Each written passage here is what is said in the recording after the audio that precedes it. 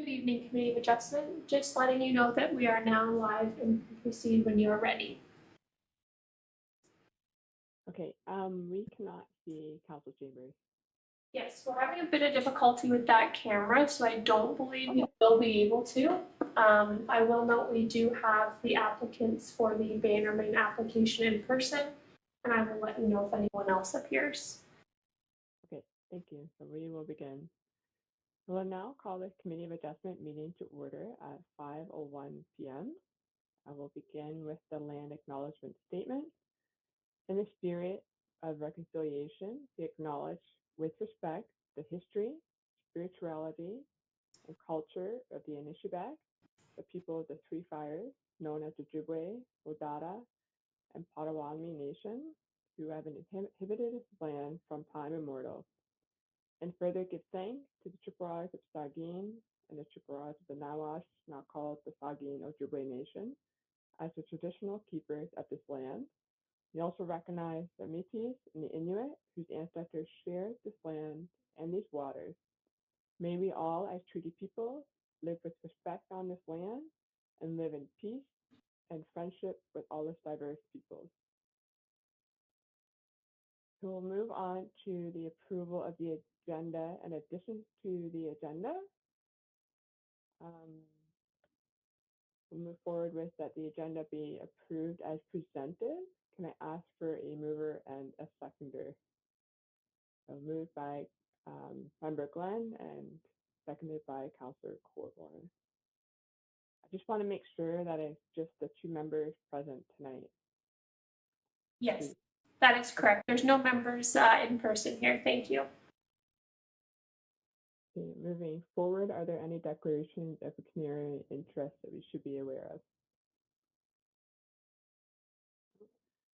Moving on, the previous minutes of the meeting on November 19th, 2024, that the minutes of the Committee of Adjustment meeting held on November 19th, 2024 be adopted. Can I ask for a mover and a seconder? Moved by Member Glenn and Councillor Cormoran. I'd be happy to. I'm not sure. I'd ask Rayburn, is it appropriate for me to second that motion and vote on it when I wasn't in attendance at that meeting?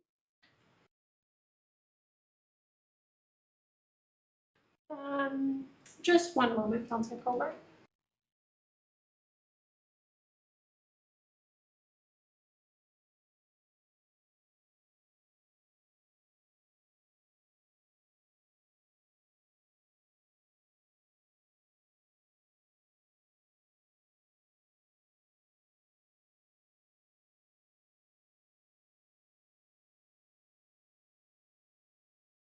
I believe that should be just fine, Member Colbert. Right, thank you. So seconded by Councillor Colburn. Is there any discussion on that for the meeting? Okay, all those in favor? And that is carried. There is no new business, so we'll move on to unfinished business. Both files tonight we have seen before. So we'll begin with severance application B2424 and B2524 Bannerman. This is a meeting of the Committee of Adjustment to consider the application for severance for Denise Bannerman under Section 53 of the Planning Act regarding the property located at part of Lot 23, Concession 18, Keppel. Madam Secretary Treasurer, please go ahead with your review. Thank you, Vice Chair. There have been no requests for deferral or withdrawal of the application. Notice of the severance in accordance with Ontario Regulation 197/96, made under the Planning Act, was given on October 22nd, 2024 by ordinary mail to all property owners within 60 meters of the property, which is subject to the application, and to all the required agencies. Notice was also posted on the subject lands and on the township's website. If you wish to be notified of the decision of the Committee of Adjustment, you must make a written request to the Secretary Treasurer of the Committee. Only a person or public body that requests a notice of the decision of the Committee in respect to this proposed severance may submit an appeal.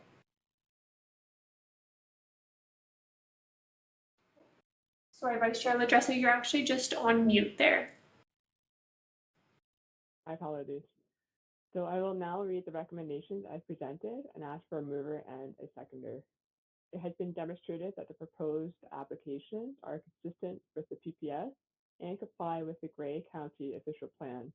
And the general intent and purpose of the Township of George and Bluff zoning bylaw 2020-020. Accordingly, it is recommended that applications B2424 and B2524 be approved with the following conditions applied.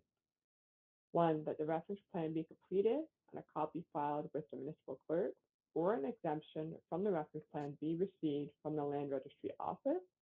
2, that pursuant to section 53, paragraph 42, the Planning Act, the certificate of consent be affixed to the deed within 2 years of the giving of notice of decision or as specified in the Planning Act at the time of the deed stamping. 3, that the applicant pay the applicable consent certification fee at the time of certification of the deed. 4, that the applicant pay 5% cash in lieu of parkland in accordance with the Planning Act. 5, that an update to the 2023 GM Blue Plan Karst assessment addressing the proposed severances be received. 6, that a scope environmental impact study be received for the easternmost severed parcel proposed under application B2524. 7, that a letter of opinion is completed by a qualified engineer to ensure that the extraction of bedrock is not feasible. 8, that the zoning bylaw amendment be enacted for the severed and retained land that recognizes the reduced frontages proposed for these parcels and any site-specific requirements recommended through the Karst assessment and or the environmental impact assessment. Could the planner please give us a summary of the planning report regarding this file? So, good afternoon, committee members. She'll just need a mover and a seconder. Sorry, Vice Chair LaJessa, you'll just need a mover and a seconder for that recommendation. My apologies. Okay, so it's moved by Councillor Colborn and seconded by Member Glenn.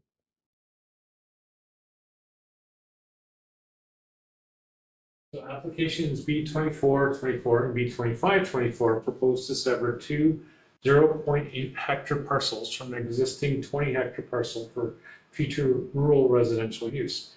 18.4 hectares will be retained for future rural residential use. Each severed lot will have a lot frontage of 67 meters and a lot depth of 121.92 meters and will be serviced by private well and septic.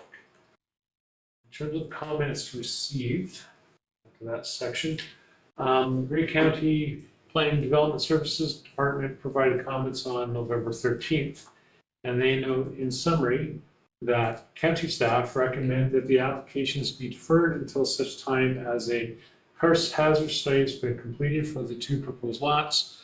A letter of opinion is provided addressing the bedrock resource area policies and environmental impact study is completed for the easternmost proposed lot.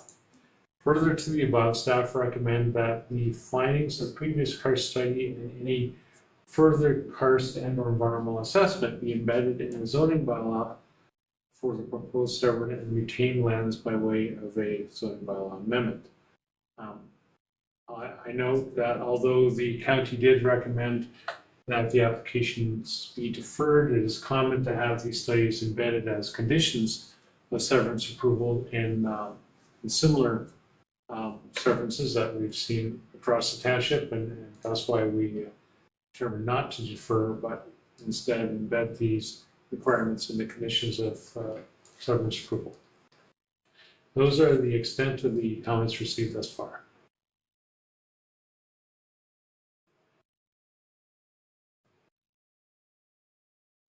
Okay, I will now call upon any members of the public who may wish to make comments on this application.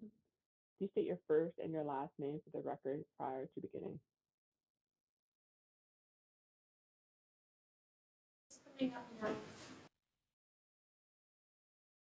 Good evening, everyone. First off, I'd like to say thank you to Michael and Rayburn for helping us with this severance.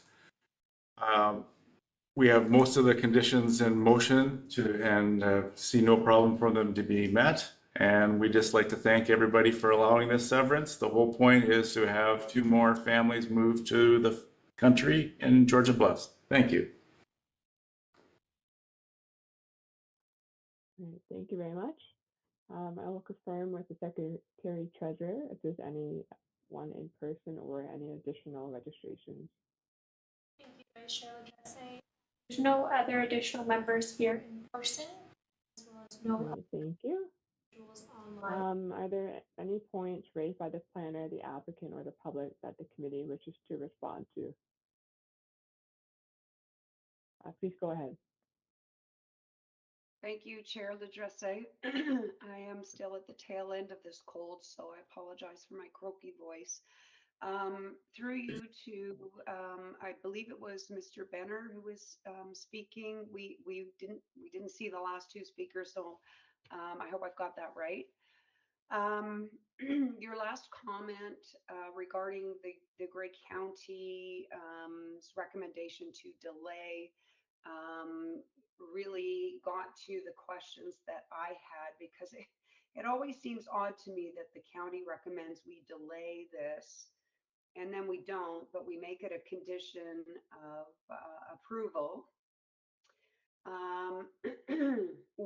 What if the conditions are not met favorably with the reports that are coming back, in particular the karst assessment and the scoped environmental impact study?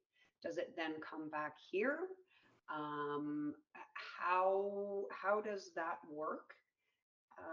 I note number 8 in the conditions talks about a zoning bylaw amendment to be enacted regarding any site-specific requirements that are recommended, and I'm wondering if that captures it all.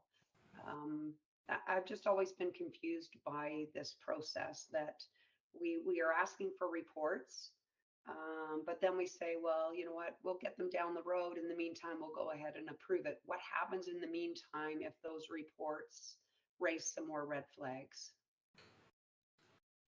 And thank you through you, Chair Ledresse, to Councilor Colbert. Those are really good questions. And the best way to really answer them is what happens tonight is a conditional approval. It's not the final approval that's given, it's a provisional approval. If certain studies can't be met satisfactorily, or if it's if they just say something happens in the environmental impact study that needs to be further addressed, then there's still time to either come back to the Committee of Adjustment. It would come back again with a revised report for whatever reason, saying this condition can't be addressed with this application the way it's proposed. So that application would have to either just kind of not be further approved, or it has to be amended to meet the conditions. And then so there's that route, or if it ends up that additional conditions are required as a result of the study, then again, it would be another process coming back to the Committee of Adjustment. And we would also have the opportunity in this case, particularly because we're also looking at a zoning amendment, to place those specific conditions for, say, mitigation measures or something like that coming out of an environmental impact study that would be in a holding provision in a zoning bylaw. So they would have to meet those conditions before they could start to build. So if everything is approved and all the studies come back favorable, the applicants have 2 years to satisfy the list of conditions that we put forward. And then following that, then there's kind of a more of an exercise at the staff level where we end up certifying the deeds, and the new lots are actually created.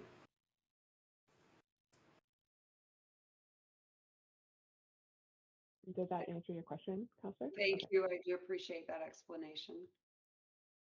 And I see that Member Glenn has your hand up as well. Please go ahead. Yeah, Thank you, Chair Ladresse. This is a question for staff. We're issuing conditions related to technical related studies. What is the process for third-party peer review of those studies on behalf of the committee? I can answer that again for you, Cheryl, you're saying to remember Glenn's questions. The studies that are being proposed, the karst assessment and the environmental impact study, are actually reviewed at the county level. The county has now an in-house planning ecologist who reviews those particular studies on behalf of the township and as such on behalf of the Committee of Adjustment. And if they find the studies favorable, then they'll provide comments back to us either way, whether they're favorable or additional work needs to be completed.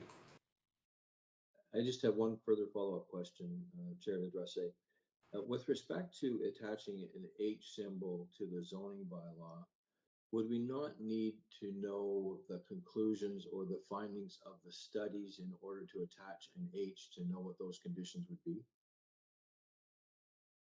And if I may, Chair Ladresse, to Councillor Glenn, yes, that is correct. We can't move forward with the zoning amendment until we know exactly what mitigation measures, if any, would be coming out of these studies. So we always have to keep in mind that there is a 2-year window that is kind of puts a bit of timing on us to be able to enact that zoning amendment within that time. And I do also know that the applicants in this case have already started some of the studies that are a requirement here. So I'm positive we can complete the zoning amendment within that 2-year time period. So I just have one final question, and it's through you, if I may, Chair Ladresse, and it's to staff. How do we as committee members know that the applicant has successfully fulfilled the conditions that we've imposed on a severance? You know, if we were to defer the application and all the reports came back, then we would be in a position to know that they've satisfied the requirements of our planning documents. But this way, we're saying we're going to kick it down the road and let the applicant come back and the county's staff and the zoning bylaw be at the council table. Is there a mechanism other than the deferral that allows us to know those conditions can be satisfied? And through you, Chair Ladresse, to Member Glenn, the way it's set up right now, there really isn't a mechanism that I could think of that would be something that we historically have done and we just aren't doing it. It does kind of fall back to the staff level when after the conditional notice of decision has been put forward. That being said, that is a good point that you raise. Is exactly what happens to the applications after tonight's meeting, and the committee is really left kind of in the dark, I think. So what we can do moving forward is to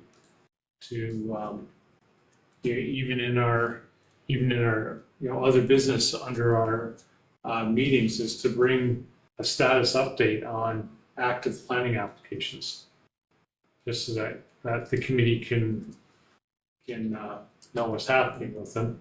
I can also look further under the Planning Act and the regulations on this to see if there is a final sign-off from the committee that could be incorporated into our township processes.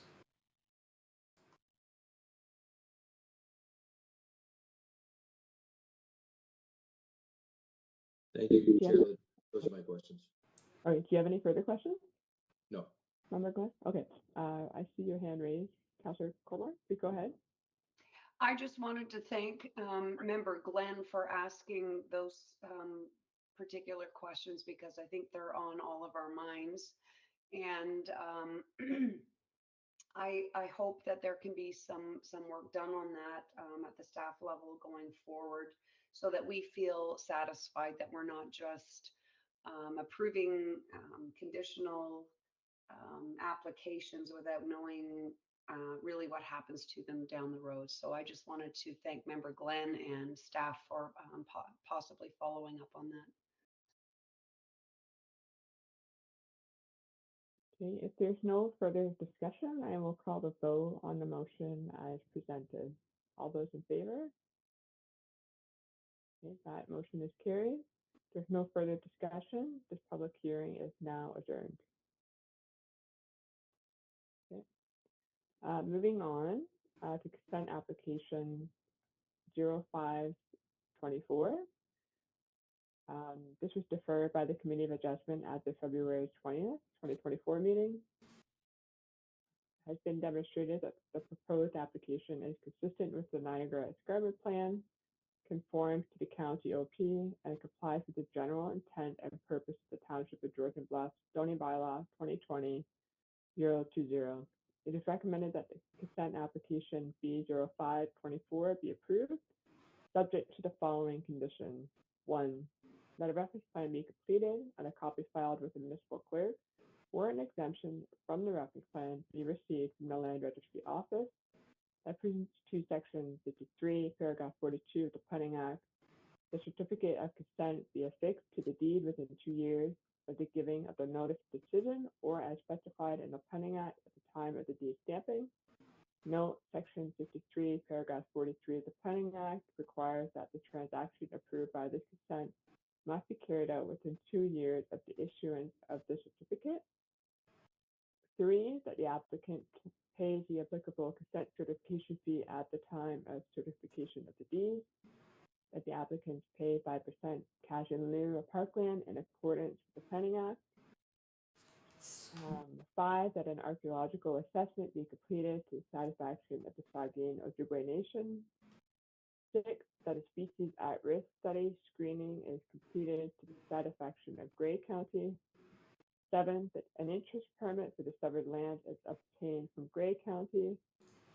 8, the township agrees to deliver a transfer of nominal consideration to the owner in respect of Louise Street, which can be described as Louise Street on Plan 180, pin 37023-0312, LT.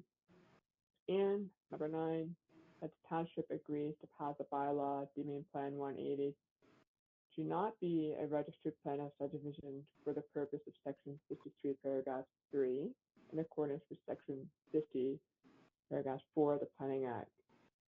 Can I please have a mover and a seconder? Moved by Councillor Colborne and seconded by Member Glenn.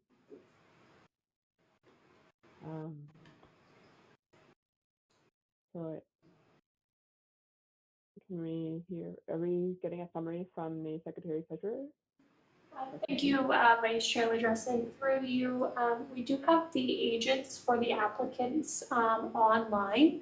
Our planner has suggested if they wish to make their comments now, that is fine, if it's fine with the committee. Okay, yeah, is that okay with everyone else? Okay. Please go ahead, please state your first and your last name, please. Good evening, Chair and committee members. Thank you for your time tonight. My name is Michael Pizzamenti from Westa Consulting, here on behalf of the applicant.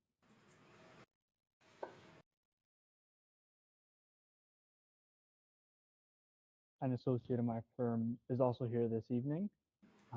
Thank you to staff members Michael Benner and Raymond for helping us through the final steps of this application. I have a presentation, and I'm not sure if it's being shared with the council live stream. Through you, Vice Chair Ladrasse, we are able to share it if we, or you can as well, whatever works. Yeah, if you guys can pull it up, that would be great. Thank you. Through you, Vice Chair Ladrasse, just one moment.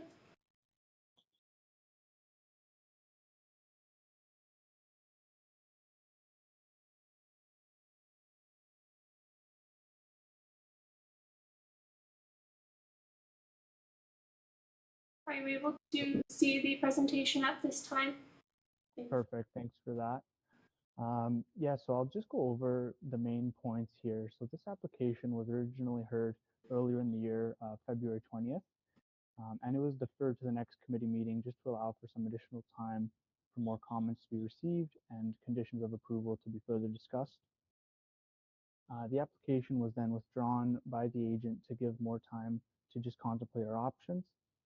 After some discussions with the Township, County, Grey Sauble Conservation Authority, and Saugeen Ojibwe Nation staff, we've reactivated the original consent application for the property.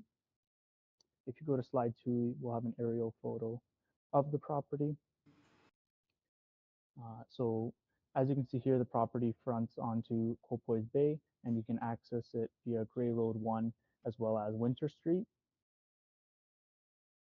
If we go to the next slide, we'll see a point of contention from the last committee meeting where there is a old plan of subdivision in place. You can see on the bottom left all those old lots which were originally approved in 1903.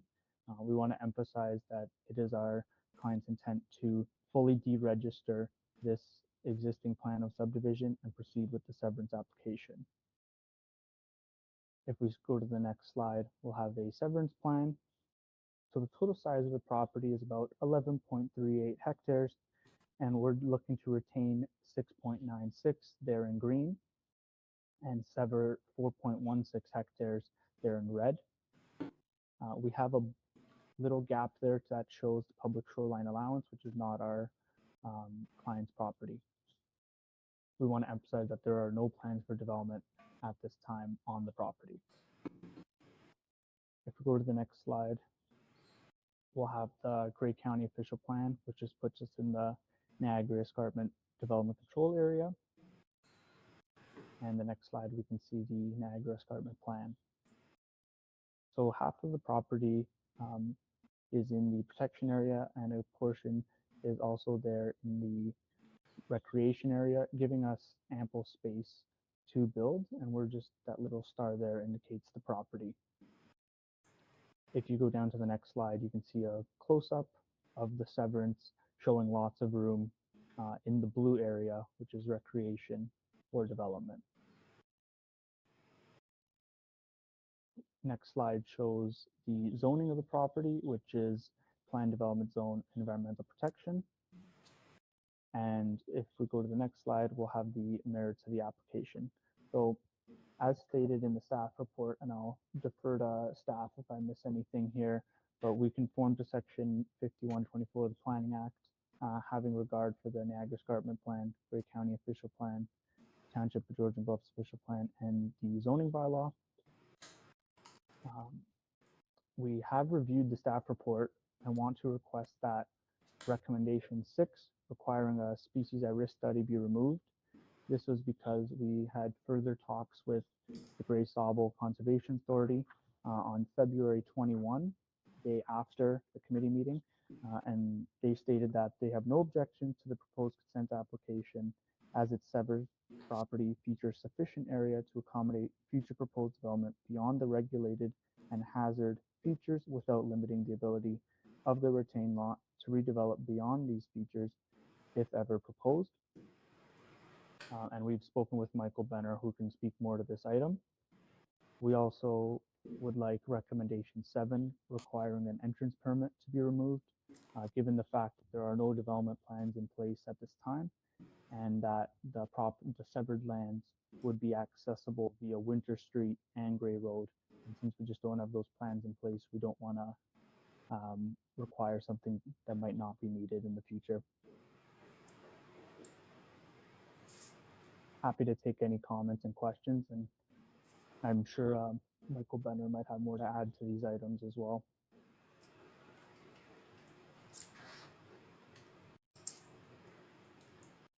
And I'll pass it on to the planner for a summary. Thank you, Chair Ledresse. I can, if you wish, I can kind of just reiterate the purpose and the effect of the application.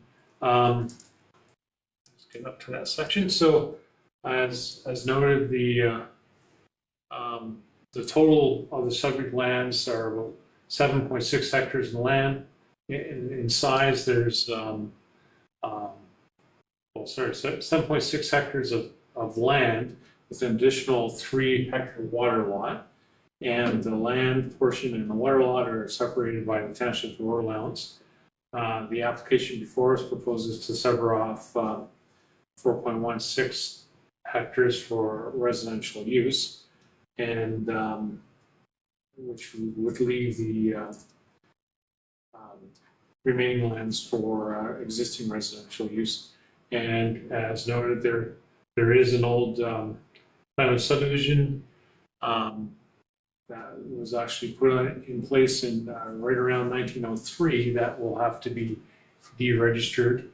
And also although I wasn't sure at first if who owned this this old road allowance, but that plan of subdivision does have a road allowance associated with it, and that road allowance needs to be Louise Street actually needs to be conveyed back to the Heidoff family, as it's not, has never really been recognized as a municipal road formally, but everybody thought it was a private road. So that those form parts of the conditions for severance approval.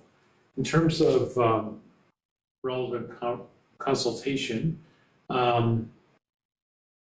we've received comments from the Source Water Protection Risk Management Office, and they noted that neither Section 57, which is prohibited activities, or Section 58, which is regulated activities under the Clean Water Act, apply to this property, so they don't have any concerns. The Saugeen Ojibwe Nation is requiring an archaeological assessment to be conducted, and that shows up in the condition of severance approval.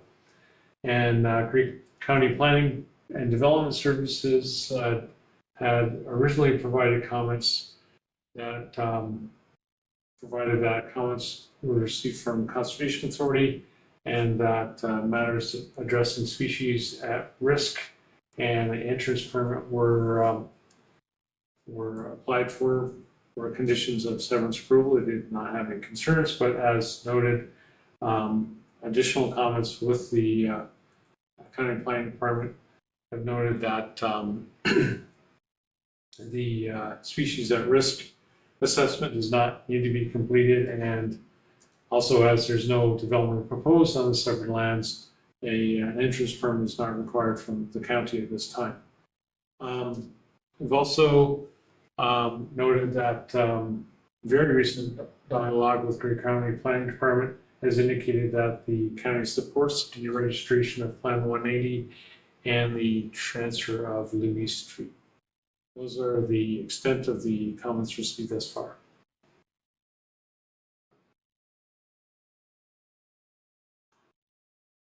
Okay. Is there any discussion from the committee? Councillor Corboyne has your hand up. Please go ahead. Thank you, Chair Ladresse. I guess my question is in regards to the consultation from Grey Sauble Conservation Authority. I may have missed it, but I don't see it in our written report. So if you could direct me to where it is written that that species at risk study does not need to be done, I'm not inclined to remove that condition without seeing the Conservation Authority's comments on that. If I may, through you, Chair Ladresse,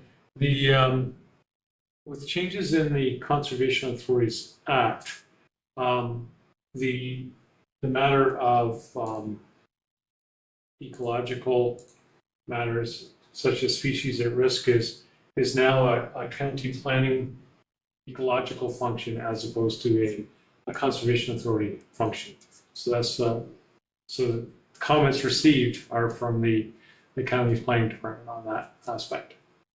Okay, thank you. I appreciate that as we all get caught up with the new mandates and so on of the conservation authorities. That's going to be a source of confusion to me for a little while, I'm sure. But Asbury County is asking for that. And I don't believe, Mr. Benner, that that has changed in terms of the county's request for that.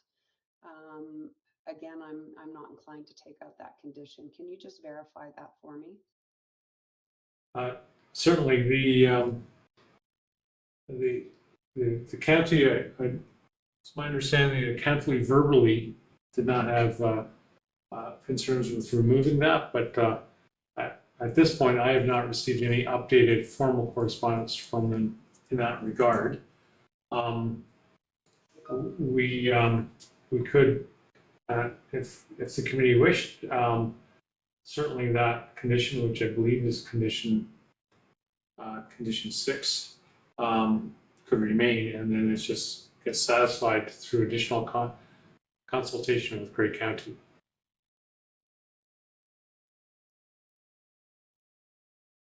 Does that answer all your questions, Councillor Corbin? Okay. Member Glenn, put your hand up as well. Please go ahead. Yeah. Thank you, Chairman Ladresse.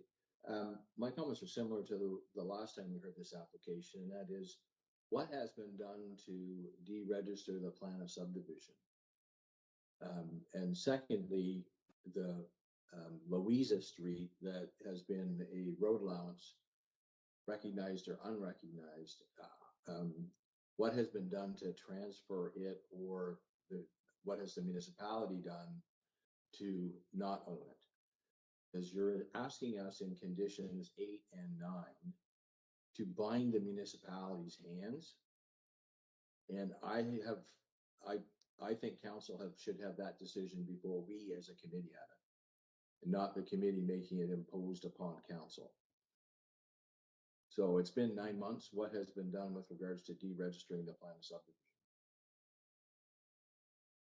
To you, Chair Ladresse. We have had discussions with our municipal legal team to determine the processes that we would have to go through. And at this time anyways, we haven't had a chance to bring this before council at this point. The comments that or discussions we've had with our legal representatives were several months in preparing for that, and then getting comments back from them. So it's been an ongoing process, but it has not made it to council yet. Through you, Chair Ladresse, I'd like to defer this application until those two matters are addressed by council and return to committee for decision. Okay. Do you have any further questions? No. Okay. I will just add a comment in regards to condition 6 as well. Just because we don't have it in writing, I'm not comfortable removing it. So I'm in agreement with Member Glenn to defer this application until maybe we can get that piece in writing, and also with the deregistration of the subdivision. Councillor Coburn, are you okay with an amendment? Would you like Yes, to suggest it? thank you. And I would second that motion by Member Glenn. Are we able to allow the applicant to speak? Secretary Treasurer? Through you, Vice Chair Ladresse, yes, that is fine. We do have a mover and seconder for the amendment to defer. Can you repeat that, please? Sorry, I will note, you do have a mover and a seconder for the amendment to defer the application. Okay, are we allowed to let the applicant speak again? Through you, Vice Chair Ladresse, I believe that is fine at this time. I'm not sure if he just has a brief question or of clarification at all. I would just like to add a clarification through you, Chair, if that's permissible. I'm okay with it. Are the other members as well? Sure. Okay, please go ahead. Through the Chair. Thank you, committee members. We've been working with the township and county staff for these past 9 months here, and we're really looking to move this one forward. This has satisfied both township planning and legal departments.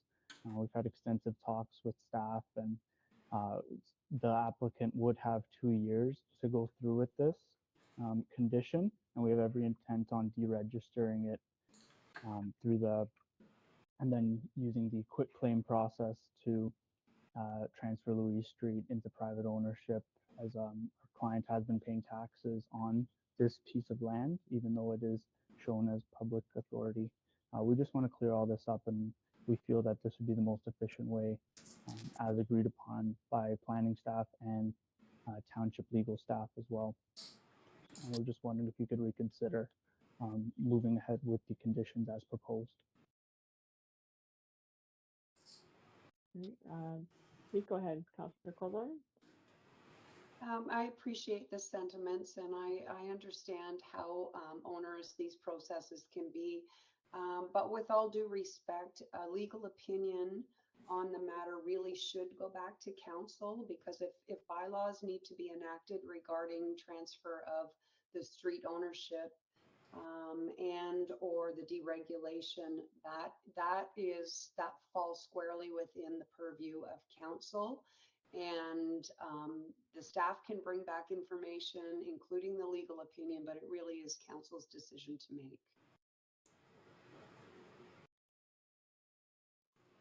Okay, may I suggest maybe come back by the February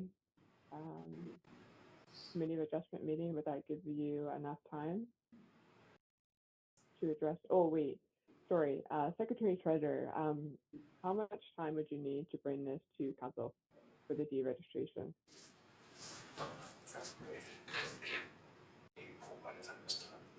Through you, Vice Chair Ladresse, our planner has suggested at least April of 2025. Okay, maybe give a little bit of leeway. Can we expect this application to come back by June 2025? Would that be all right with the other members? Fine with that. Okay, all right. And we have a mover and a seconder for the amendment to defer the application. All those in favor? That motion has passed. So,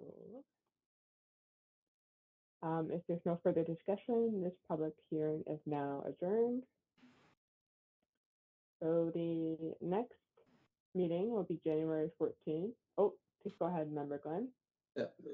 Through you, committee or Chair Ladresse, I'm wondering if we can have a discussion amongst committee with staff around the issue that seems to be coming up, that we're imposing a long list of conditions on consents.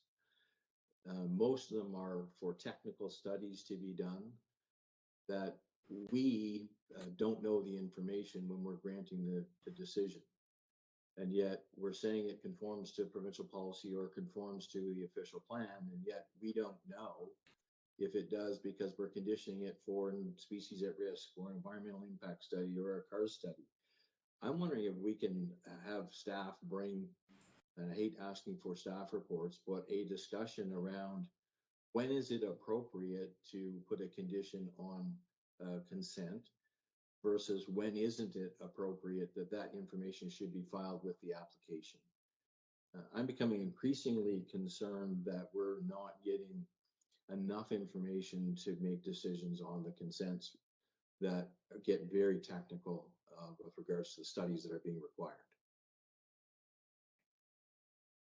Through you, Vice Chair Ladresse, just noting that this is not specifically an agenda item. So just procedurally speaking, I would likely work alongside our planner here and take those comments back to best present additional information to the committee at a future meeting date, should that work with the committee. I didn't want to have a discussion tonight. It's more, I think we should have a discussion in the future, and if we can have staff investigate it, it'd be great. And then all committee members could be aware of that discussion. I just want to raise it. I didn't want to stand in the way of the severances tonight, but it is becoming increasingly concerning to me that we're getting these as conditions and when it would be appropriate. So I wonder if we can ask staff to refer that back and report back to committee at some time in the future. I can, through Chair Ladrasse, I'd be happy to do that. I think that's an excellent recommendation. And because you're right, there's a lot of technical things that seem to be popping up these days. It concerns me as well. So I'd be happy to bring our report back to our one of our earlier meetings in January to have a discussion on what's an appropriate condition and what's not an appropriate condition. Okay. Any other comments from committee or staff? Okay, the next meeting is January 14th, 2025 at 5 p.m. There's no further discussion. I will now call an adjournment of this meeting. I have a mover and a seconder. So moved by Councillor Cormorn and seconded by Member Glenn. And all those in favor? All right. Well, thank you all. Happy holidays, and we'll see you all in the new year. Have a good holiday, everybody.